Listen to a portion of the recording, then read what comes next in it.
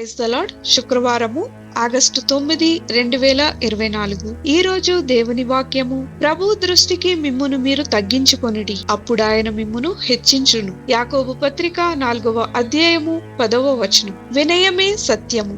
దేవుడు వినయానికి ఎందుకు అంత గొప్ప విలువనిస్తాడో ఒకరోజు ఆలోచిస్తూ 16వ శతాబ్దపు అవిలా యొక్క తెరిసా అనే విశ్వాసి అకస్మాత్తుగా సమాధానాన్ని గ్రహించారు. దేవుడు సర్వోన్నతమైన సత్యం మరియు వినయమే సత్యం. మనలోని మంచి ఏది మన నుండి పుట్టదు. బదులుగా నది ఒడ్డున నాటిన చెట్టులాగా, మన పనులకు ప్రాణం పోసే సూర్యుడిలా ఇది కృపా జలాల నుండి వస్తుంది. దాని సమీపంలో మన ప్రాణం ఉంది. తెరిసా ముగిస్తూ, ప్రార్థనే మన వాస్తవికతకు లంగరు వలె ఉంటుంది.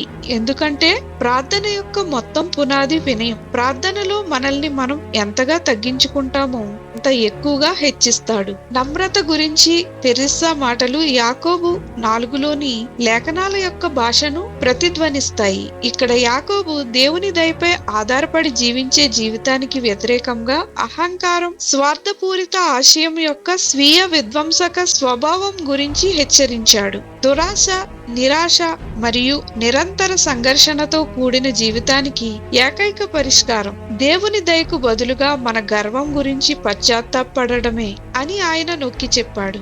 లేదా మరో మాటలో చెప్పాలంటే, ఆయన మిమ్మల్ని పైకి లేపుతాడు అనే హామీతో ప్రభువు ముందు మిమ్మల్ని మీరు తగ్గించుకోండి. మనం కృపా జలాలలో పాతుకుపోయినప్పుడు మాత్రమే పరలోకం నుండి వచ్చే జ్ఞానం ద్వారా మనల్ని మనం పోషించుకోగలం. ఆయనలో మాత్రమే మనల్ని మనం సత్యం ద్వారా పైకి లేపగలం. ప్రార్థన ద్వారా వినయం యొక్క స్వేచ్ఛను మీరు ఎలా అనుభవించారు? ఆలోచన చేయండి. ప్రార్థన. ప్రేమగల దేవా, మీలో నాకు అవసరమైనవన్నీ మరియు అన్నింటినీ నేను కనుగొనడానికి నాకు సహాయం చేయమని యేసు నామమున అడుగుచున్నాం తండ్రి.